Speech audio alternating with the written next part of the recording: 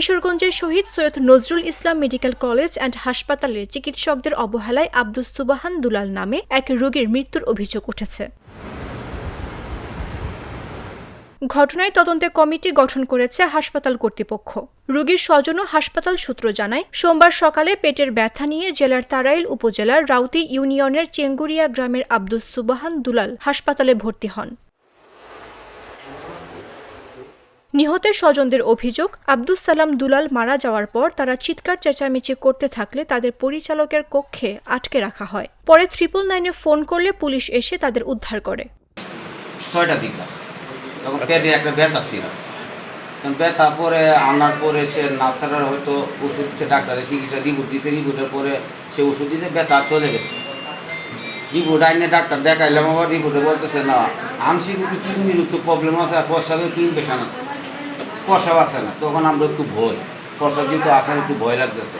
তখন এক ম্যাডামে নল দিছে, নল দিয়ে প্রস্রাব করাইতেছে। আচ্ছা, হ্যাঁ, তখন কোনো সুস্থ সে আব্বা তো সমস্যা, আপনি একটু দেখেন। যে ডাক্তার রিপোর্ট করছি, ডাক্তার তো নেটওয়ার্ক পাইতেছে না, মোবাইলও ধরতেছে না, আমরা কী করবো? আপনারা দেখেন একটু, আব্বা তো সমস্যা হইতেছে। 3বার 4বার দেওয়ার পরে সে উঠেই না।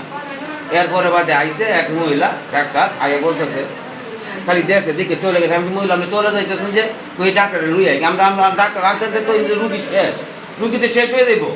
আপনি দেখেন তখন এক মহিলা এসি দিচ্ছে না, অক্সিজেন দিছে। আমি সব এটা কি অক্সিজেন? ওইটা তো দিছি, এটা বড় দিছি। আমি কেন বড় দিছি? কিন্তু রুগী শেষ।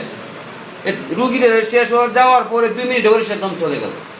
কিন্তু আমার মনে হয় যে অক্সিজেন দেওয়ার পরে তো খুব বেশিক্ষণ আর রয়েছে না। ডাক্তার তো কোনো খবরই নেই, যে সকালে না তুমি বলে দেখতে গেছিলাম, এরপরে ডাক্তারের খবর। হাসপাতালের সহকারী পরিচালক ডক্টর নাসিরুজ্জামান নাসির বলেন, এ ব্যাপারে নিহতের স্বজনরা একটি লিখিত অভিযোগ দিয়েছে। ইতোমধ্যে তদন্ত কমিটি গঠন করা হয়েছে। তদন্ত রিপোর্ট পাওয়ার পর অভিযুক্তদের বিরুদ্ধে ব্যবস্থা নেওয়া হবে। মানে ভর্তির পর থেকেই বিচ্ছিন্ন কয়েকটা অভিযোগে করছেন, লিখিত একটা কাগজও দিয়েছেন। তো সেটার আলোকে আমরা একটা তদন্ত টিম করবো। তদন্ত টিমের তদন্ত রিপোর্ট পাওয়ার সাপেক্ষে যে পয়েন্টে আমাদের ব্যবস্থা নেওয়া দরকার সেগুলো হবে।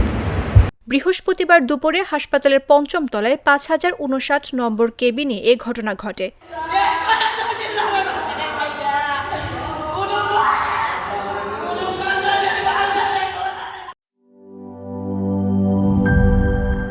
বান্ডেল থাকলে প্রতি সেনমানিতে টাকা বাঁচবে। বিকাশ সেনমানি বান্ডিল কিনে জিতুন প্রতি লেনদেনে।